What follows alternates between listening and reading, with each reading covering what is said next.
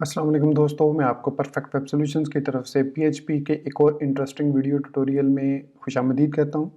दोस्तों, मेरा नाम इमरान कासिम है और पीएचपी की इस वीडियो ट्यूटोरियल सीरीज़ में हम some interesting facts about PHP देख रहे हैं, जिसमें डिफरेंट एनवायरनमेंट या डिफरेंट चीज़ों के फैक्ट्स को हम डिस्कस करते हैं। जैसे आज के इस वीडियो ट्यूटोरियल में हम वेरिएबल्स में स्कोप को डिस्कस करेंगे और इसके कुछ इंटरेस्टिंग फैक्ट्स देखेंगे कि वेरिएबल्स का स्कोप क्या होता है, कि किस तरीके से, कहाँ पर, कब, कैसे, क्यों वेरिएबल्स हमें डिक्लेयर करने चाहिए और उनको किस तरीके से, कब, कैसे, क्यों और कहाँ पर हम एक्सेस कर सकते हैं और किस तरीके से, किस मेथड के थ्रू हम किसी ऐसी जगह पर भी एक्सेस कर सकते हैं जहाँ पर नॉर्मली वेरिएबल का स्कोप जो है वो अलाउ नहीं करता। तो मैं उम्मीद करता हूँ कि आप मेरे इस वीडियो ट्यूटोरियल को एंड तक देखेंगे और इसको लाइक भी करेंगे।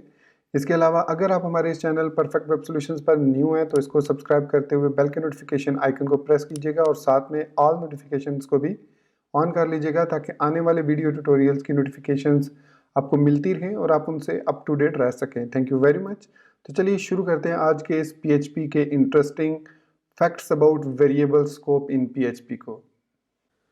तो जब भी हम पीएचपी के अंदर कोई भी वेरिएबल डिक्लेयर करते हैं, वो आपको ऑलरेडी आइडिया है कि उसको किस तरीके से डिक्लेयर किया जाता है। फॉर एग्जांपल, आप उसको एक डिस्क्रिप्टिव नेम ज़रूर देते हैं और हम ये जानते हैं कि इसको स्टार्ट किया जा सकता है, पहले डॉलर साइन लगाते हैं और उसके बाद कोई भी अल्फ़ाबेट जिसमें से ए से लेकर जी तक, स्मॉल और कैपिटल डज़न्ट मैटर, क्योंकि जो पीएचपी है वो केस सेंसिटिव है। So capital A is different than capital smaller A, sorry smaller A and capital A are two different variables. अगर मैं यहाँ पर दो वेरिएबल क्रिएट करता हूँ, dollar sign A is equal to 10 and dollar sign A is equal to 20, so ये जो दोनों वेरिएबल्स हैं ये डिफरेंट वेरिएबल्स हैं।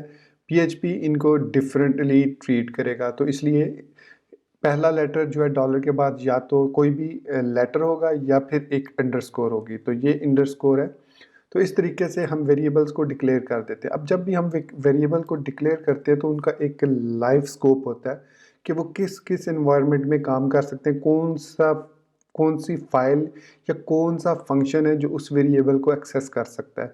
फॉर एग्जांपल, अगर मैं इसी में डॉलर साइन ए एको करता हूँ इसको और इसको मैं सेव करता हूँ, सेव करके मैं यहाँ पर रीलोड करूँगा, तो आप देखेंगे कि यहाँ पर हमें 10 लिखा हुआ मिल गया।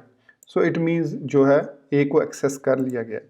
तो अगर मैं इसी वेरिएबल को, सपोज इस वेरिएबल को मैं एक फंक्शन क्रिएट करता हूँ नंबर नम के नाम से, और इसके अंदर अगर मैं इस वेरिएबल को एक्सेस करना चाहूँ तो क्या होगा। तो मैं यहाँ पर इसको रीलोड करूँगा अगर, तो देखिए कुछ भी नहीं हुआ, ना ही सॉरी कुछ भी नहीं होना, क्योंकि मैंने अभी फंक्शन को एग्जीक्यूट नहीं किया। तो फंक्शन को मैं एग्जीक्यूट किया मैंने, उसके बाद मैं जब रीलोड करूँगा तो यहाँ पर हमें एक एरर देखने को मिलेगा, undefined variable dollar sign underscore A, dollar sign साथ यूज़ नहीं कर रहा। और लाइन नंबर 25 वो ये कह रहा है कि भाई आप जो लाइन नंबर 25 पर ए को एक्सेस करना चाह रहे हो वो डिफाइन ही नहीं है, जबकि आप देख सकते हैं कि यहाँ पर हमने dollar sign underscore A is equal to 10 किया हुआ है, तो इसको यहाँ पर 10 डिस्प्ले करना चाहिए। बट यहाँ पर बात आती है लोकल और ग्लोबल स्कोप की। ये हमारे पास जो वेरिएबल है, अगर मैं यहाँ पर लिखता हूँ dollar sign underscore A is equal to 20, तो अब जो हमें डिस्प्ले होगा वो 20 डिस्प्ले होगा। इसका मतलब ये है कि ये जो वेरिएबल है ये इस फंक्शन का लोकल वेरिएबल है, और ये जो वेरिएबल है ये बाकी जगह के लिए, बाकी जो यहाँ पर अगर मैं एको डॉलर साइन ए करता हूँ तो इस फंक्शन के बाहर जो है, इस फंक्शन के बाहर ये हमारे पास एक वेरिएबल है जिसको हम एक्सेस नहीं कर सकते विद इन अ फंक्शन। अगर मैं रन करता हूँ तो 2010 यहाँ पर लिखा हुआ आ रहा है। ऑफकोर्स ये ए इसके साथ डिस्प्ले हुआ एको ए की वजह से, और ये एको ए की वजह से ये ए ने डिस्प्ले किया।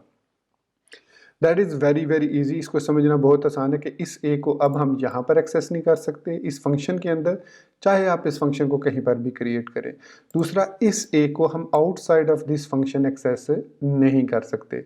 फॉर एग्जांपल, अगर इसको एक्सेस कर सकते होते तो इट मीन्स यहाँ पर डॉलर साइन ए में हमें 20 लिखा हुआ नज़र आना चाहिए, यहाँ पर 20 लिखा होना चाहिए था, ना कि 10 लिखा होना चाहिए था। इसी तरीके से यहाँ पर अगर मैं इसको बगैर ए डॉलर साइन ए लिख के यहाँ पर इसको मैं एक्सेस करने की कोशिश करूँ तो मुझे यहाँ पर 20 लिखा नज़र आना चाहिए था, लेकिन नहीं आया। So this is called global and local scope, sorry local scope, इसको अभी लोकल स्कोप कहते हैं। अभी ये वेरिएबल हमारे पास दोनों जो वेरिएबल हैं ये लोकल स्कोप हैं, they can only B accessed with in their करली ब्रैकेट एनवायरनमेंट। या फिर आप अगर एक फाइल में एक वेरिएबल क्रिएट करते हैं तो विद इन दैट फाइल आप उसको कहीं पर भी एक्सेस कर सकते हैं, लेकिन उसके अंदर आप अगर कोई फंक्शन बनाएंगे उस फाइल के अंदर तो उस फंक्शन के अंदर आप उस वेरिएबल को एक्सेस नहीं कर सकते। So this is the meaning of a local variable. ठीक, इतना आई एम श्योर आपको समझ लग गया होगा।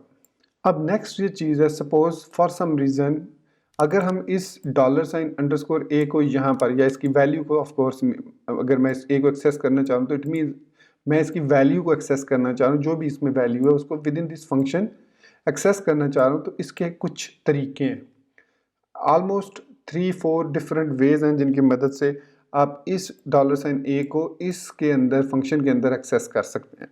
सो पहला और सिंपल तरीका वो ये है कि यहाँ पर आप $_ लिख दें, तो इट मीन्स अब इस फंक्शन के अंदर अब हम एक वैल्यू, एक पैरामीटर पास कर रहे हैं और इसकी वैल्यू जो है वो इस फंक्शन के अंदर चली जाएगी। अगर यहाँ पर फिर आप कुछ भी और भी लिख सकते हैं, लेकिन फॉर रेफरेंस में यहाँ पर भी $_ लिख रहा हूँ। तो अब मैं जब इसको एग्जीक्यूट करूँगा, इसको फंक्शन को, इसको सेव करने के बाद, तो आप देखेंगे कि इस दफ़ा हमें 10 मिलेगा लिखा हुआ। मैं इसको रीलोड करता हूँ तो देखा अब हमने इस वैल्यू को एक्सेस कर लिया by passing this variable as an argument inside this function. ये पहला तरीका है कि किसी भी फंक्शन को हम जब एक्सेस करना चाह रहे हैं, किसी भी वैल्यू को किसी फंक्शन के अंदर, बाहर, उसके बाहर से कोई वेरिएबल है, फंक्शन के बाहर जो वेरिएबल है, अगर हम उसको एक्सेस करना चाह रहे हैं विद इन अ फंक्शन तो हम उसको एज एन आर्ग्यूमेंट पास करते हैं टू दैट पर्टिकुलर फंक्शन और फिर हम उसको इस फंक्शन के अंदर एक्सेस कर लेते हैं। तो अब इस वैल्यू, इसकी जो भी वैल्यू होगी, इस $_ की जो भी वैल्यू होगी उसको हम आसानी के साथ एक्सेस कर सकते हैं इनसाइड दिस फंक्शन। तो ये है पहला तरीका। अब ये हमारे पास एक ग्लोबल वेरिएबल बन गया, इसकी जो भी वैल्यू इसके अंदर अब होगी वो वैल्यू हम यहाँ पर एक्सेस कर सकते हैं और किसी भी दूसरे फंक्शन में एक्सेस करना चाहें तो डेफिनेटली हमें उस फंक्शन के नाम के साथ उस $_ को पास करना होगा और उस फंक्शन के अंदर हम उस वेरिएबल की वैल्यू को एक्सेस कर सकते हैं। सो इस इन्वायरमेंट में भी स्टिल ये जो फंक्शन है ये एक लोकल स्कोप है इसका, मतलब अब इसको फंक्शन के अंदर हम डायरेक्टली एक्सेस नहीं कर रहे बल्कि हम इसको, इसकी वैल्यू को पास कर रहे हैं इस फंक्शन को। अब दूसरा जो इसका तरीका वो ये है कि हम नहीं चाहते कि बार बार हम इसके अंदर ये वैल्यू पास करना चाहें, बल्कि हमें PHP कोई ऐसा तरीका बताए कि जिसकी मदद से हमें ये बार बार ए पास ना करना पड़े, हम जस्ट फंक्शन को कॉल करें, यहाँ पर हमें ए को पास करने की ज़रूरत ही नहीं और हम यहाँ पर उसको एको ए कर सकें। तो PHP हमें प्रोवाइड करती है एक वेरिएबल जिसको हम ग्लोबल वेरिएबल कहते हैं, उसका नाम भी ग्लोबल है। इस तरीके से हम लिखते हैं ग्लोबल और फिर उसके बाद उस वेरिएबल का नाम लिखते हैं जिसको हमने ग्लोबल बनाना है। अब मैंने लिखा ग्लोबल $_ सो इट मीन्स अब ये $_ अब जब ये फंक्शन एग्जीक्यूट होगा तो ये जो ग्लोबल कीवर्ड जो हमने यूज़ किया है ये थ्रू आउट द फाइल, जितनी भी इसमें फाइल इंक्लूडेड की हुई हैं, आपने इंक्लूड या रिक्वायर की हुई हैं, उन तमाम फाइल्स के अंदर से इसको फाइंड करेगा इस $_ को और यहाँ पर उसको एको करेगा। अब ये एरर उसी सूरत में आएगा अगर उसको $_ किसी भी फाइल में नहीं मिलेगा। मैं इसको सेव करता हूँ। अब मैं एग्जीक्यूट करूँगा तो डेफिनेटली हमें कोई एरर देखने को नहीं मिलेगा और 2020 हमें एज इट इज़ देखने को मिला। अब जो प्रीवियस तरीका था और जो ये तरीका है, इन दोनों में डिफरेंस क्या है? इन दोनों में डिफरेंस ये है कि अब ये $_ एक ग्लोबल वेरिएबल बन चुका है और इस फंक्शन के अंदर आप, नॉट एनी अदर फंक्शन, इस फंक्शन के अंदर ये ग्लोबल बन चुका है। इस लोकल स्कोप से ये इधर भी यूज़ हो रहा है और इधर भी यूज़ हो रहा है। अब व्हाट आई मीन टू से ग्लोबल वेरिएबल, देखिए मैं यहाँ पर अब करता हूँ $A, इसकी वैल्यू में कर देता हूँ, sorry $_ is equal to 200। Save किया, अब क्या होगा देखिए, मैं इसको रीलोड करता हूँ तो अब आप देख सकते हैं कि 200 2 टाइम डिस्प्ले हुआ। इसकी रीज़न ये थी कि अब ये जो $A है, जब बाय रेफरेंस, ये ग्लोबल जो वेरिएबल है ये बाय रेफरेंस इसको यहाँ पर ऐड करता है। बाय रेफरेंस इसलिए जो हमने यहाँ से पास किया था वो बाय वैल्यू था, मतलब जैसे हमने इधर $_ a लिखा तो इसकी वैल्यू यहाँ पर जो $a लिखा था इस तरीके से उसके अंदर उसकी वैल्यू पास हुई। अब इस $_ को अगर इधर हम चेंज करते हैं, फॉर एग्जांपल मैं यहाँ पर इसको ग्लोबल को कमेंट कर देता हूँ, सेव करता हूँ और यहाँ पर मैंने लिखा है $_ a = 200, तो ये अब इस लोकल वेरिएबल 200 को डिस्प्ले करेगा और इस एको की मदद से हम इस 20 को डिस्प्ले करवा रहे हैं। और जैसे हम इसको ग्लोबल करेंगे तो अब हम इसको विद इन दिस फंक्शन इसकी वैल्यू को चेंज भी कर सकते हैं। ये हमें एक एक्स्ट्रा एज मिल गया कि अगर हम इसकी वैल्यू को रिप्लेस करना चाहें किसी दूसरी वैल्यू के साथ तो हम रिप्लेस कर सकते हैं जब हम ग्लोबल के थ्रू किसी भी वेरिएबल को एक्सेस करते हैं विद इन अ फंक्शन। तो ये हो गया दूसरा तरीका और दूसरा फैक्ट कि किस तरीके से हम वेरिएबल्स को एक्सेस करते हैं विद इन द फंक्शंस। अब जो नेक्स्ट तरीका है वो भी रेफरेंस वाला ही तरीका है, लेकिन उसमें हम फिर इसको पास करेंगे, इसको फंक्शन को वैल्यू आर्ग्यूमेंट। तो इसके लिए हम यूज़ करते हैं एंड साइन $_a। तो इस तरीके से हमने इसको एंड साइन, अब ये ज़रूरी नहीं कि आप यहाँ पर $_ लिखें, आप $a भी लिख सकते हैं इस तरीके से। अब मैं इसको सेव किया, सेव करने के बाद अब हमें यहाँ पर $_ लिख देते हैं। अब मैंने इसको सेव किया तो जो तरीका ग्लोबल, अब मैं यहाँ से ग्लोबल ख़त्म कर दे रहा हूँ, सेव किया।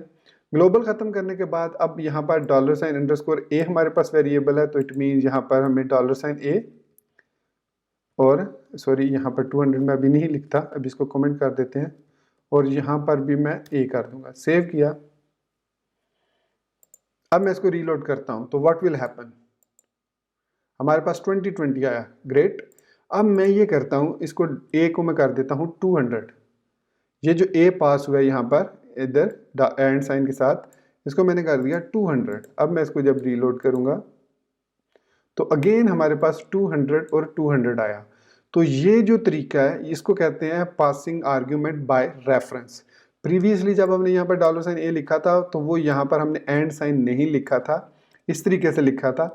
So that mean passing the arguments by value. अब ये अभी 220 डिस्प्ले करेगा, देखा 200 और 20, क्योंकि यहाँ पर हम इस नम को by value variable argument by value pass कर रहे हैं। लेकिन जैसे ही हम एंड साइन ऐड करते हैं इट मीन्स हम इसको बाय रेफरेंस पास कर रहे हैं। अगर सी लैंग्वेज की बात करें तो ये पॉइंटर कर रहे हैं, हम पॉइंट कर रहे हैं सेम मेमोरी लोकेशन पर जहाँ पर ये वाला $_ एलोकेटेड है। अब ये जो $a है ये भी सेम उसी मेमोरी लोकेशन को पॉइंट आउट करेगा। सो इट मीन्स अब इस a में जो भी हम वैल्यूज़ चेंज करेंगे वो वैल्यूज़ ग्लोबल इस वेरिएबल में भी चेंज होंगी, और फॉर दैट रीज़न अब हमारे पास दोनों a में 200 मौजूद है। ठीक है, तो ये है हमारे पास एक और तरीका जिसकी मदद से हम फंक्शंस के अंदर से वैल्यूज़ को मैनिपुलेट कर सकते हैं और वेरिएबल्स को ग्लोबल बना सकते हैं। ग्लोबल बनाने का मकसद ये है कि ग्लोबल कीवर्ड को यूज़ कर रहे हैं और ये भी एक ग्लोबल कीवर्ड का ही तरीका है। अब आप सोच रहे होंगे कि हमारे पास ये 4 जो डिफरेंट तरीके हैं, passing values, local scope variable, फिर passing values by arguments, then passing variable by reference, passing variable with argument।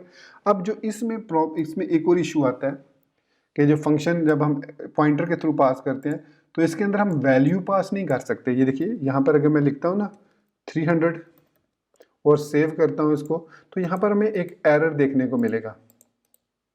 देखिए रीलोड किया तो इसने कहा only variable can be passed by reference, only variables can be passed by reference.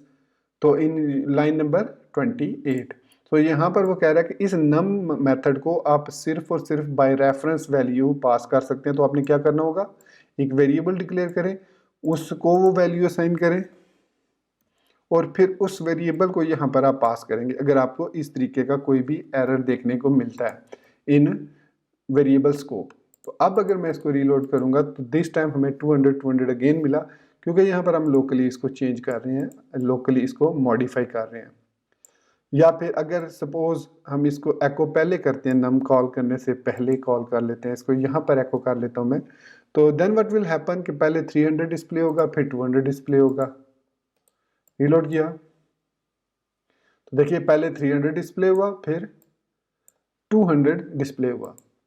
तो इसके बाद जो लास्ट तरीका है किसी भी लोकल वेरिएबल को ग्लोबल बनाने का कि आप किसी फंक्शन के थ्रू उसकी वैल्यू को चेंज कर सकें, तो उसका तरीका ये है कि जैसे ये हमारे पास नम फंक्शन है, ठीक है, मैं यहाँ पर $a कर देता हूँ और यहाँ पर a 200 कर देता हूँ, और बल्कि फिर मैं यहाँ पर रिटर्न कर देता हूँ $a को।